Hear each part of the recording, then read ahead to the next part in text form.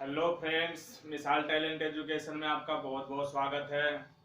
मैं अमरजीत कुमार आज आप लोग के सामने फिर एक नया टॉपिक लेके आया हूँ जो इकोनॉमिक्स से रिलेटेड है। अर्थशास्त्र के बारे में बताएंगे। पिछले वीडियो मैंने आपको बताया था भारतीय इकोनॉमिक के बारे में।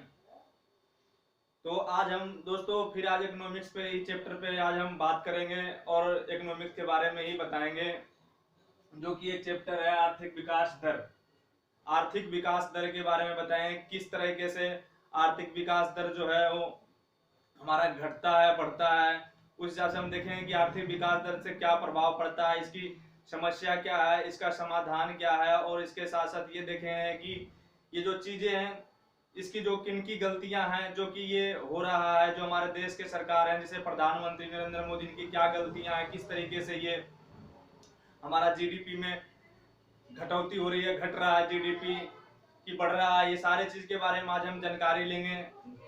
क्या निर्यात होता है, क्या एफडीआई होता है, जो हम एक दूसरे देश हमारे देश में आके रोजगार चालू करते हैं, फैक्ट्री लगाते हैं, कंपनियां लगाती है, इस तरीके से आज हम बात करेंगे। उसके बाद ये देखेंगे कि इनका जो समस्या क्या था और इसका समाधान क्या है, और इसके साथ साथ ये भी देखेंगे हम कि जो एफडीआई जो बाहर से कंपनी आई, जो हमारे जीडीपी की ग्रोथ हुआ कि कम हुआ, जो कम हुई ग्रोथ, वो समस्या सरकार का क्या था, क्या गलतियां थी सरकार की, इसके बारे में आज हम आप लोगों को बताएंगे।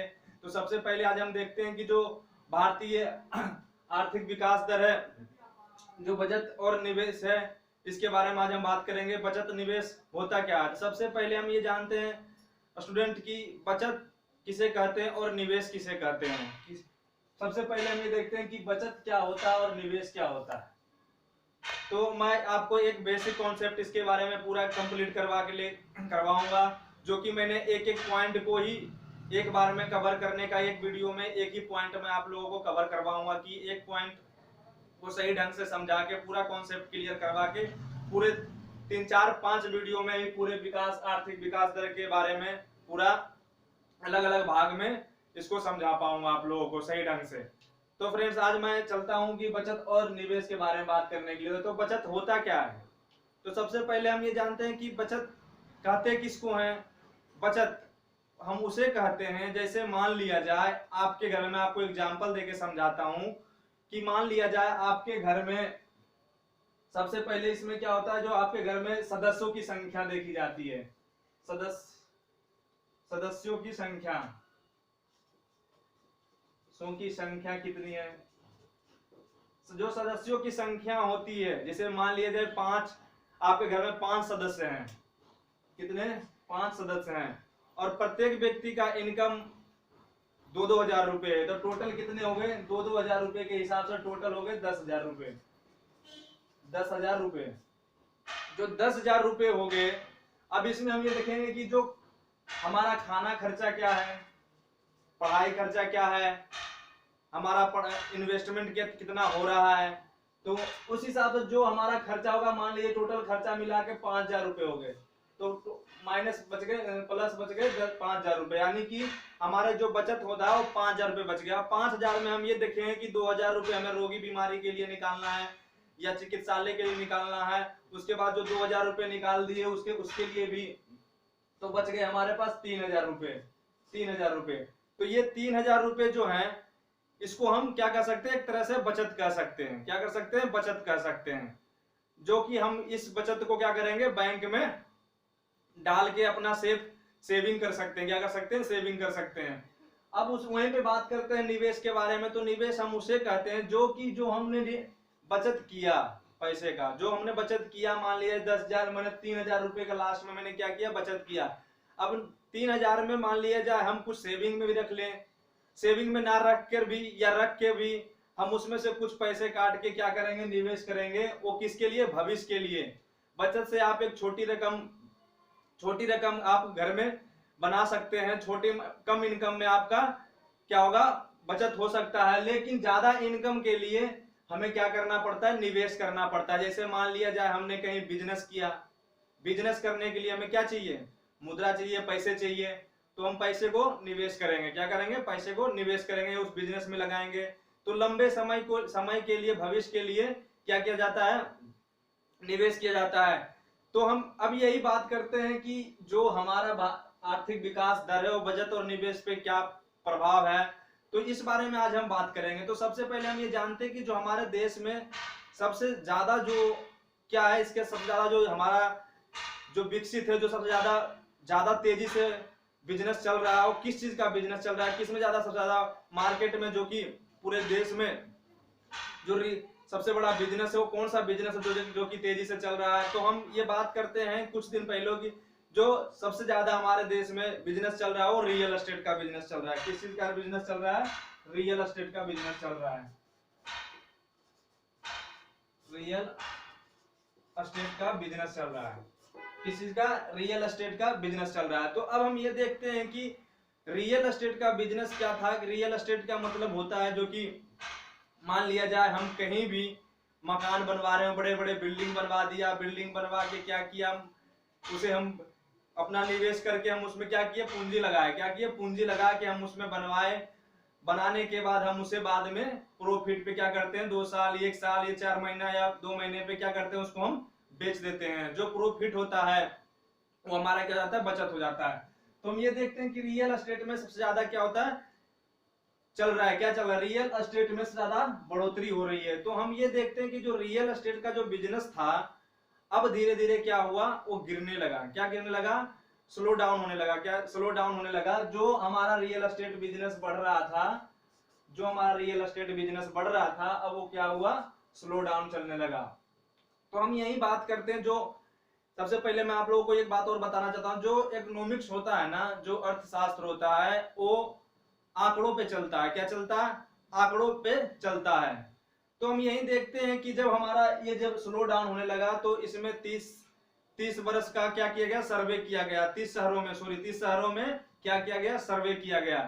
तो सर्वे करने के बाद पता चला कि 30 शहरों में क्या किया गया, सर्वे किया गया। 30 शहरों में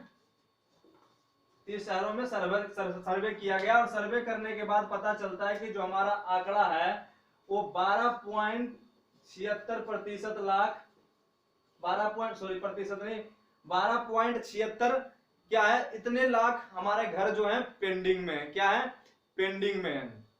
तो ये जो पेंडिंग में जो घर है, क्या कारण है जो कि ये पेंडिंग में है, बिक नहीं रहे हैं। तो सबसे बड़ी बात देखते हैं कि जब लोगों के पास पैसा ही नहीं होगा तो कहां से खरीदेगा, इनकम ही नहीं होगा तो कहां से खरीदेगा। यही देखते हैं कि कुछ दिन पहले रियल एस्टेट बिजनेस बहुत तेजी से चल रहा था। उस टाइम क्या था, हमारा देश का जीडीपी जो था वो बढ़ोतरी था। अब क्या हुआ कि जीडीपी के हमारा रेट घटने की वजह से क्या हुआ था, प्रति व्यक्ति का इनकम क्या होने लगा, कम होने लगा। तो मैंने जैसा आपको बताया था कि जो जीडीपी मापा जाता है, जो जीडीपी निकाला जाता है वो प्राथमिक, द्वितीयक और तृतीय के अनुसार ही निकाला जाता है। क्या कहता है, क्षेत्र, प्राथमिक क्षेत्र, द्वितीय क्षेत्र और तृतीय क्षेत्र को मिलाकर जीडीपी निकाला जाता है। तो अब वहीं पे हम देखते हैं कि जो रियल एस्टेट जो बिजनेस था हमारा, जो कि बढ़ रहा था, और अचानक से ये 30 शहरों में जब सर्वे किया गया तो इतना लाख घर जो था क्या था, पेंडिंग था। क्या था, पेंडिंग था। जब ये घर लाख पेंडिंग था, अब वहीं पे हम बात करते हैं कि ये जो, और इसके साथ साथ ऐसे कई शहर हैं, ऐसे इसके साथ कई शहर हैं जहाँ की बहुत सारे जो घर को बिकने में क्या लग रहा है, टाइम लग जा रहा है। क्या लग रहा है, मकानों जो बना तो दिए इन्होंने पैसे लगा के, लागत लगा के, और बिकने में इनको टाइम लग रहा है। जैसे मान लिया जयपुर की बात कर लें, जयपुर में कम से कम, जयपुर की बात कर लें तो यहाँ 59 महीने लग जाता है घर बिकने में। ये मैं नहीं बता रहा हूँ, ये आंकड़ा बता रहा है। क्या बता रहा है, आंकड़ा बता रहा है। क्या है, जयपुर में 59 वर्ष लग जाते हैं। वहीं चेन्नई की बात करें, चेन्नई की तो 75 महीने लग जाते हैं। क्या, 75 महीने लग जाते हैं किस चीज को, घर को बिकने में। और इसके साथ साथ क्या हो रहा है, जो आंकड़ा का क्या है, समस्या धीरे धीरे बढ़ रहा है। ये जो आंकड़ा है, ये आंकड़ा बता रहा है कि जो हम सर्वे करने के बाद 30 शहरों में सर्वे किया तो क्या हुआ, 12.76 लाख क्या हुआ, हमारे घर पेंडिंग है जो कि बिक नहीं रहे हैं। अब यहीं पे जयपुर की बात करें तो 59 महीने पे बिकता है यहाँ घर। क्या बिकता है, 59 महीनों पे बिक रहा है। वहीं चेन्नई की बात करें तो 75 महीने में बिक रहा है। अब बात करते हैं कोची की, कोची भी ले लेते हैं, कोची भी ले लेते हैं। कोची में भी देखते हैं क्या, यहाँ पे भी 90 महीने लग जाते हैं बिकने में, 85 से 90 महीने बिकने में लग जाते हैं टाइम। तो कारण क्या है आखिर, इसका कारण क्या है? जो मार्केट चल रहा था, ऊपर उठ रहा था और मार्केट वो डाउन हो गया, जो बिजनेस चल रहा था वो बिजनेस गिर गया। कारण क्या था इसका? तो मैं आपको बताता हूं कि जैसे मान लिया जाए, बचत और निवेश की बात करते हैं, बचत और निवेश की अब बात करते हैं कि जो घरेलू बचत होता था, जो घरेलू बचत होता था, घरेलू बचत होता था, जो घरेलू बचत सन 2011 और जनगणना के अनुसार हम देखते हैं, सन 2011 के जनगणना के अनुसार हम देखते हैं तो हमारा जो घरेलू बचत था वो कितना था? 34.6 था। कितना था? 34.6% था। 34.6% था। जबकि अब वो इस समय की बात किया जाए, इस समय अप्रैल में, ये सॉरी, इस समय की बात किया जाए तो ये घटकर कितने प्रतिशत हो गया है? 30% हो गया। घटकर कितने हो गया? 30% हो गया है। तो अभी हम ये देखते हैं जो घरेलू की बचत था पहले कितना था? 34.6% था, वहीं घटकर 30% हो गया। कारण क्या है इसका? अब ये हमारा क्या हुआ? जीडीपी में ग्रोथ नहीं हो रहा है। क्या हो रहा है? ग्रोथ नहीं हो रहा हमारा घरेलू बचत में। तो क्या हुआ? धीरे धीरे वो जीडीपी हमारा कम होने के कारण फिर क्या हुआ? ये घट गया। जो हमारा बचत था, घरेलू बचत, वो 34.6 था। अब के टाइम में वर्तमान में देखा जाए तो 30% बच गया। अब हम ये बात करते हैं जो वर्तमान में जो घरेलू बचत है, वो वर्तमान में बचत करना कितने अनुसार है। अब आप लोगों को लगता है कि बचत क्यों करना है सर? जिसको बचाना होगा बचा लेगा, जिसको नहीं बचाना होगा नहीं बचा लेगा। तो ऐसा नहीं है। क्या ऐसा नहीं है? चलिए आपको हम आगे बताते हैं कि बचत करना क्यों जरूरी है और क्या कारण है कि जो कि ये रियल एस्टेट बिजनेस कम हो रहा है, ज्यादा हो रहा है। इसके सारे बारे में आपको अभी सही ढंग से आप लोगों को मैं बताऊंगा किस तरीके से ये घट रहा और बढ़ रहा है। तब हम बात करते हैं कि जो घरेलू बचत है वर्तमान में हमारा 30% था। कितना था? 30% था। तो क्या करते हैं ये लोग? बचत करके जो पैसे, मैंने आपको बताया था जो कि बचत होता क्या है। जैसे मान लिया जो पैसे आपने बचाया यहाँ पे 3,000 रुपए, जो कि मैंने पहले आपको एग्जांपल दिया कि जो 3,000 रुपए आपने बचाया, इसको जाके क्या करेंगे आप? एक सेपरेट जगह, जो कि एक विश्वासीय साख है, क्रेडिट जो होता है हमारा, जो क्रेडिट को हम साख को हिंदी में क्या बोलते हैं? एक विश्वास। तो विश्वास जनक एक हमारा सबसे ज्यादा क्या होता है जो हम बचत करते हैं वो कहाँ डालते हैं? तो बैंक में डालते हैं। तो मान लिया जाए ये बैंक है, ये बैंक है, ये बैंक है। अब आप वर्तमान में जो आपने घरेलू बचत किया 30%, ये आपने जाके, कहने का मतलब आपका जो जितना बचत हो, 3,000, 2,000, 5,000 रुपए, आपने क्या किया? बैंक में जाके आपने जमा कर दिया। क्या कर दिया? आपने बैंक में जाके जमा कर दिया। अब बैंक क्या करेगा? इसको बैंक क्या करेगा? इस रुपए को वो क्या करेगा? उधार देगा। क्या देगा? उधार देगा। किसको? हम उसको उधार देगा। उधार देने का इंग्लिश में हम लोन बोल सकते हैं। लोन, लोन प्रोवाइड करेगा। क्या करेगा बैंक? यदि जो बैंक के पास पैसा होगा तभी ना बैंक ये लोन देगा। यदि जो बैंक के पास ये वर्तमान जो पैसे, हम मान लिया जाए कोई भी इंसान या कोई भी व्यक्ति जब तक बैंक में पैसा जमा करेगा नहीं तो बैंक के पास पैसा आएगा कहां से? तो जब जो बचत होती है और वो बैंक में जाके पैसा जमा करता है और उस बैंक क्या करता है? उस पैसे को उधार देता है, उस बैंक को उधार देता है। जब ये बचत उधार जब ये देगा व्यक्ति को, तो उससे क्या होगा? व्यक्ति से, जब मान लीजिए कोई व्यक्ति किसी काम के लिए ले लिया, कोई फैक्ट्री खोलने के लिए लिया, कोई बिजनेस करने के लिए ले लिया, तो कोई फैक्ट्री या कंपनी खोलने के लिए क्या करेगा? कंपनी खोलने के लिए क्या करेगा? मतलब और ये उधार देगा। अब हम देखते हैं कि जो व्यक्ति पैसे बैंक में जमा करेगा, बैंक में पैसे जमा किया, उसको बैंक क्या करेगी? ब्याज देगी। क्या देगी? ब्याज, ब्याज देगा। क्या करेगा? बैंक उसको ब्याज देगा। और बैंक उस पैसे को क्या करेगा? रुपए को उधार देगा, यानी लोन देगा। किसको? मान लीजिए कोई किसी व्यक्ति को जरूरत पड़ गया बिजनेस करने के लिए। मैं आपको दो बार करके रिपीट करके बता रहा हूं, आपको मैं दो बार रिपीट करके बता रहा हूं, बिल्कुल आप सही ढंग से समझिए। इकोनॉमिक्स है, कोई पहाड़ नहीं है। बिल्कुल मैं आपको आसान तरीके से एक बिल्कुल सही एग्जांपल से मैं आपको समझा रहा हूं, समझने की कोशिश कीजिए। जो बैंक है वो रुपया देता, रुपया को क्या करता है, वो उधार देने का काम करता है, यानी लोन प्रोवाइड करता है। वो लोन प्रोवाइड, जैसे मान लिया जाए कोई व्यक्ति मार्केट में पैसे लगाने के लिए लेता हो, कोई बिजनेस करने के लिए लेता हो, मान लिया जाए कोई कंपनी ही खोलने के लिए पैसा लिया, कंपनी खोलने के लिए क्या किया, उसने पैसा लिया, और इसके बदले में ये क्या करेगा, बैंक को इंटरेस्ट देगा, जो भी ब्याज देगा इनको। तो अब हम ये देखते हैं, जो कंपनी को पैसा देगा, जब कंपनी में पैसा जाएगा, जहां विकसित होगा, तो कंपनी क्या होगी, मजदूर, उसमें मजदूर काम करेंगे, क्या करेंगे, मजदूर काम करेंगे। जब मजदूर काम करेंगे तो बेरोजगारी दूर होगी, बेरोजगारी दूर होगी, क्या होगा, उससे बेरोजगारी दूर होगा। और जब बेरोजगारी दूर होगा तो मजदूर के पास क्या आएगा, पैसा आएगा। मजदूरों के पास पैसा जब आएगा, तो जब पैसा आएगा तो क्या होगा, बचत होगा, क्या होगा, बचत होगा। तो सेविंग करना कितना जरूरी है, ये आपने देखा कि सेविंग करना बिल्कुल जरूरी है, क्योंकि सेविंग जब तक होगा नहीं, जब तक रियल एस्टेट बिजनेस हो, चाहे कोई सा भी बिजनेस हो, वो बिजनेस बढ़ेगा नहीं।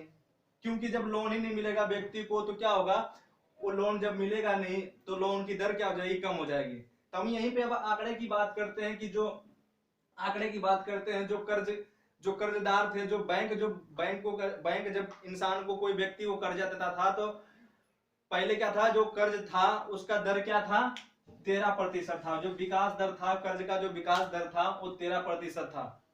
अब वो घटकर क्या हो गया, 12.5% हो गया। कितना हो गया, 12.5% हो गया। किसमें, मई में। अप्रैल में इसका कर्जदार का प्रतिशत 13 था, और मई में घटकर 12.5 हो गया। 5 पॉइंट घटने का मतलब ये समझ लीजिए कि बहुत सारा कर्जदार को कर्ज नहीं मिला। जो बहुत सारा कर्ज को कर्जदार नहीं मिलेगा तो क्या होगा, उससे बिजनेस डेवलप कम होगा, बिजनेस डेवलप कम होगा, और उससे बेरोजगारी भी और बढ़ जाएगी। तो जब बेरोजगारी बढ़ेगा तो आर्थिक विकास दर का क्या होगा, कमी तो आएगी आएगी। तो ये आपका बचत और दर हो गया। जो आपका ये बेरोजगारी खत्म हो जाएगी। यदि जो नहीं मिलता तो बेरोजगारी बढ़ जाती, मजदूरी नहीं मिलता, कंपनी नहीं खुलता, तो कहाँ होगा। तो सेविंग और बचत मैंने आपको बता दिया कि बचत और निवेश कैसे होता है। तो फ्रेंड्स, आपको ये हमारा चैप्टर बहुत अच्छा लगा होगा। आई होप कि बिल्कुल भी समझ में आ गया होगा। तो फ्रेंड्स, आप लोग को जो वीडियो अच्छा लगा हो तो प्लीज लाइक कीजिए, सब्सक्राइब कीजिए। और नेक्स्ट पॉइंट मैं आपको निर्यात और एफडीआई के बारे में लेके आऊंगा। दोस्त, आप लोग से एक बात करना चाहता हूं, मैं माफी चाहता हूं आप लोगों से कि हमारा बोर्ड थोड़ा छोटा है, इसलिए मैं अलग अलग पॉइंटों में टॉपिक को कवर करवाऊंगा। आपको एक चीज और बताना चाहता हूं, जो मैं एक एक पॉइंट को टॉपिक कवर करवाऊंगा, उसमें आपका भी फायदा बहुत होगा कि आपको सही ढंग से बिल्कुल एक एक पॉइंट सही से समझ में आ पाएगा। तो फ्रेंड्स, हमारा वीडियो अच्छा लगा हो तो प्लीज़ लाइक कीजिए, सब्सक्राइब कीजिए और शेयर कीजिए। हमारा वीडियो देखने के लिए बहुत बहुत